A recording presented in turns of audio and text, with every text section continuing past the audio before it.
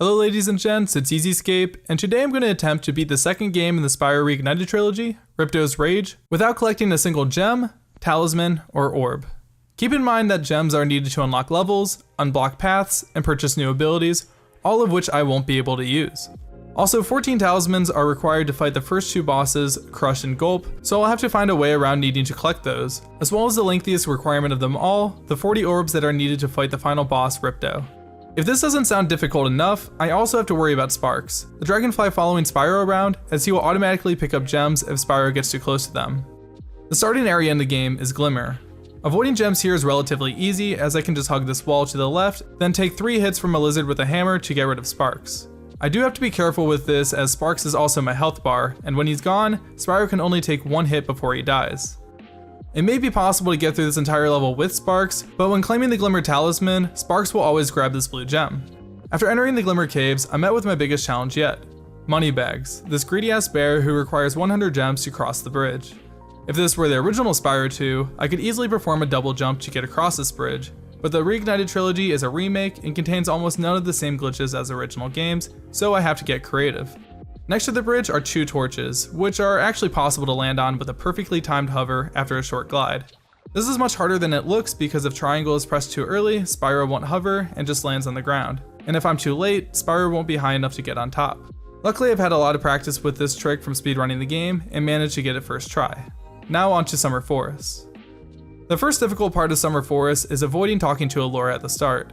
Contrary to the original trilogy, charging past talkative NPCs doesn't work, and Allura will force you into her dialogue, which will make Spyro walk into a gem. Luckily, gliding past NPCs still works, so I can get past her with a well-spaced glide, but you can still get caught in the dialogue trigger while jumping in the air. Again, this is a trick used in speedruns, so it wasn't too difficult, but from here is basically where our road ends. The game requires 500 gems to pay moneybags for swim, and without it there's no way to move on. In the original games, it was actually possible to jump around this wall to bypass swim without even using a double jump, or using the height from a frog proxy to jump over it. Unfortunately, this wall was made higher, and proxies don't exist in the Reignited Trilogy. So does this mean this challenge is impossible? Well, not exactly impossible, but I'm going to have to tackle this challenge from another angle. I do have access to version 1.1 of the game, which has access to the roll and air glitch, which could give me early access to the first boss Crush, except in order to activate roll and air, I need to purchase swim, which like I said before, requires 500 gems. However, recently a new glitch was found that is even more game breaking than roll and air. Let me introduce you all to level storage, and how I will be using it to break this game. So first of all, to set up this glitch, I'm going to have to use another save file, which has to have at least access to Gulp with the Icy and Metro Speedways completed, or access to Ripto with the Canyon Speedway completed. Now you could consider me using other game files that have already collected gems to set up a glitch in a new file to be cheating the challenge, but I never mentioned anything against using New Game Plus tricks and features, just that I wanted to beat the game without collecting any gems. I don't really care how it's done, just that I get that sweet 0 out of 10,000 gems on the final pause screen.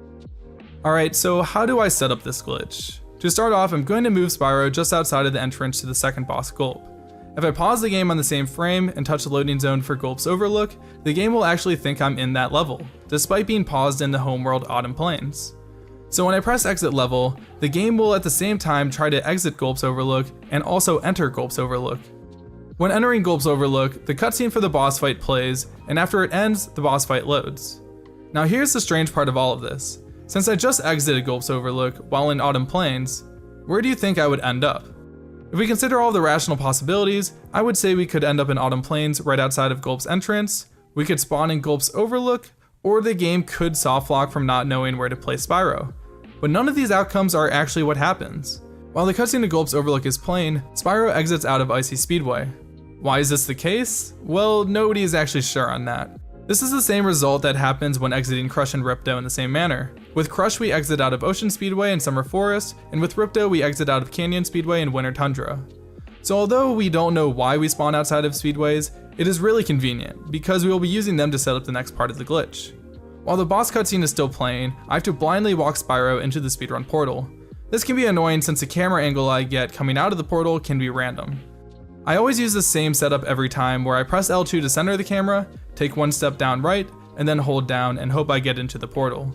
If I miss, Spyro will fall off the island and the game will softlock, but if I successfully make it into the portal, the speedway will begin like usual. From here, I will purposely fail the speedway by either falling into the water or pausing to quit. After doing so, the option to retry the speedway will come up. Then very quickly I need to press retry in the speedway and then skip the cutscene that has been playing the entire time. What I believe this does to the game is it tries to load the speedway after pressing retry and then tries to load a Gulp's overlook after skipping the cutscene. Since Gulp's overlook is loaded second, this is where the game places us. Then we just need to kill Spyro because when he dies, the game will reload whichever level you're playing on. But since with the glitch we technically have 2 levels loaded, it will load only the one you died in, fixing any problems in the process. This makes us load into Gulp while the speedway challenge is active. While in speedways we have unlimited flight and supercharged speed, which is super useful when used in the main game. In fact, this glitch is so amazing that it even persists when going into other levels, other save files, and even other Spyro games in the trilogy. Also, it includes the speedway timer, which is pretty useful for speedrunning and timing levels. Since this glitch requires setup in another file, we will be doing this challenge in a New Game Plus setting, and I will also allow myself the Perma Super Flame power up you get when you 100% the game. But 100%ing the game was going to take too long, so I decided to just fly my way into the Super Flame room with the use of level storage. Now I was all set up for another attempt. The beginning of this attempt is about the same as my last one. I fly over to the lizard with a hammer, lose sparks, and then fly my way to the end of the level. There is no way to skip Glimmer, as you have to beat it to get into Summer Forest, so it looks like we're gonna have to get at least one talisman. Summer Forest is pretty simple from here, as we can just fly into Crush's loading zone from out of bounds.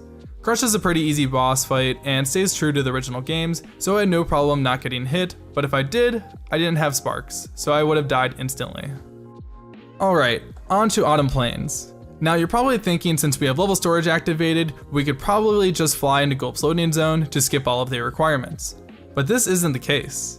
Autumn Plains is probably the best built level in the entire trilogy for its lack of exploits. The entire level is essentially a fortress, and is completely unlike the other homeworlds. In most levels, the developers added invisible walls to prevent players from sequence breaking in areas they thought might be exploitable. And with level storage, these invisible walls aren't really an issue, as we can just fly around them. But Autumn Plains, however, has no invisible walls. Instead, the castle is surrounded by solid walls, with seemingly no spots to allow clipping through. And where is the loading zone for Gulp? Well, that's in the center of the castle. If you're wondering why they made this level differently than the others, this is probably because you're able to jump from the top of the castle to fly to any spot in the level. So since we could actually access any spot of the level without glitches, they had to make sure this level was airtight. So what are our other options for trying to get inside of the walls of the castle? Well, maybe we could go underneath. Nope, there's a death plane which extends deeper than the castle's walls. Well, maybe we could go underneath the death plane. Well, this is true, but if we try to fly underneath it, fly underneath the castle, and then try to fly inside, we will just fly right back into the death plane. Even if we can get inside the castle, there's no telling that we will even be able to access Gulp's loading zone. The entrance could be completely solid or contain invisible walls around it, blocking us off. Who knows? So it really seems like we need to get through this door, but how are we going to do that without collecting all 14 talismans? We are going to be looking to the level storage glitch again, which has a byproduct of being able to store objects from one level into another. In order to do this, we have to be able to load 2 levels at the same time as we did before. This time we want to load a speedway and Autumn Plains at the same time. Loading the speedway is the easy part. Since the timer for it is active the entire time, if you wait for it to run out, you fail the challenge, which gives us the retry option to load the level. As for loading Autumn Plains, there are several methods we could use to load the level, but not many of them will work if we are loading a speedway with the retry method. For example, we could exit a level or guidebook warp to load it, but those involve opening menus, and when the speedway's retry menu pops up, it will usually break the other ones that are opened, and they won't work. So the only option is to use Autumn Plains warp in Summer Forest. If I wait 10 minutes for the timer to end, I can run over to the Autumn Plains warp and enter it just before the timer runs out, and the retry option will pop up as I enter the warp. If I press retry, it will load the speedway, and by then falling into the warp, I can load Autumn Plains. The interesting thing here is that the game is set to load objects before it loads the rest of the level. So while the speedway is loading, all of the objects from Autumn Plains are stored into it. And since we requested the game to load Autumn Plains after the speedway, Autumn Plains is the location we load into. Since all of the objects in Autumn Plains are stored into the speedway, we can go into the Gulp door and it won't be there, allowing us to enter it without collecting the 14 talismans. This is also the case for Shady Oasis, which doesn't have its bridge or door, so we can actually skip moneybags and enter the level without paying. When performing this glitch, Sparks actually respawns coming out of the Autumn Plains portal. But avoiding gems here is really easy, since the developers actually remove the ability for Sparks to pick up gems while Spyro is in the air. I have no idea why, but it certainly made this challenge easier. And the reason we know that all of the objects in the level are stored in the speedway is because if we do the same trick we did before with the Autumn Plains portal and press retry after falling into the warp instead of before, the game will load Autumn Plains first, and then the speedway, which means our destination is now the speedway. And when we load into it, all of the objects from Autumn Plains are loaded in, which reinforces our theory about object storage. As for why none of these assets of the speedway get loaded into Autumn Plains, or why there is absolutely no environment in the speedway, we aren't entirely sure. BetaM gave me two theories. One is that the area we're loaded into is an area where all objects go that couldn't be assigned to a level, which is the running theory, or it's the physical location of the level relative to Autumn Plains. Who knows and who cares, because we just got into Gulp, and that's really all that matters. If I didn't have the Super Flame power up, I probably would have to be careful when fighting Gulp, since it's really easy to get hit while fighting him, and I don't have sparks. But I did have the power up, so killing him was easy. Alright, now on to the last level, Winter Tundra. Unfortunately, skipping into Ripto here isn't as easy as you think it is. This is because every level that we use Superfly in has a height cap, preventing Spyro from flying any higher. Some of the height caps are really high, and some of them are really low. But in Winter Tundra's case, it is pretty low. In fact, it is so low that you can't get around the invisible walls that completely surround the level. Out of all of the levels in the Spyro Reignited Trilogy, Winter Tundra by far has the most invisible walls. I mean, they really did not want us getting in there. So what am I supposed to do? Well, there is actually a trick that was found by the speedrunner McCrody that allows us to bypass a height cap. By holding slightly up on the analog stick at a specific angle, and by tapping down once on the D-pad, Spyro can actually gain infinite height past the height cap. But if the analog position is moved at all, he will get forced back downwards. Remember those annoying invisible walls I was talking about earlier? Well, they're actually my best friend now since I can fly into them and they will push me to the top, way above Ripto's loading zone. Now, while still holding the analog stick, I can use the other D-pad buttons to turn and lose height to fly into the loading zone. I'm pretty bad at this strat, but thankfully I was able to get into the loading zone while also avoiding the gems that are in the hallway leading to Ripto. Ripto's fight is also pretty trivial with the Super Flame power-up, and I was able to beat Phase 1 and 2 very easily. Phase 3 is actually the only part of the run that operates normally, since the game gives you Super Fly and Super Flame for it. Using my normal speedrun strats, I took out Ripto with ease. And after spamming the guidebook while waiting for Dragon Shores to load, you can see that I not only beat the game in 7 minutes in-game time, but I also beat it without collecting any gems or orbs, and only one talisman, which isn't even possible to be skipped in the original game. But wait, didn't I have to wait 10 minutes just to do Gulp skip? How did I end up with 7 minutes in-game time? While I was waiting for the 10 minutes on the timer, I was actually in dialogue with Zoe the entire time. And when you talk to NPCs or are in a cutscene, the game doesn't track in-game time. Anyways, I hope you all enjoyed this video. If you did, be sure to leave a like, as it's the best way to show support. Huge shoutouts to BetaM for not only discovering level storage, but also looking over my script for me. BetaM has been a prominent bug abuser in the Spyro and Crash community for a long time, and is the person behind memory manipulation in Crash Bash to instantly beat levels, and also the credits warp in Crash Team Racing to beat the game in only a few minutes.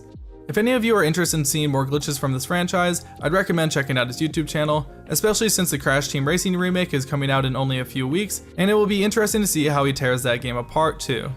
Also, make sure you guys follow me over on Twitch. I plan on more consistently streaming this summer, and I will be playing a ton of Spyro, Crash Team Racing, Mario Maker 2, and eventually the Battle for Bikini Bottom remake that was recently announced. Anyways, that's all I have to say, guys. Subscribe for more speedrunning related content, and as always, I hope you have a beautiful life.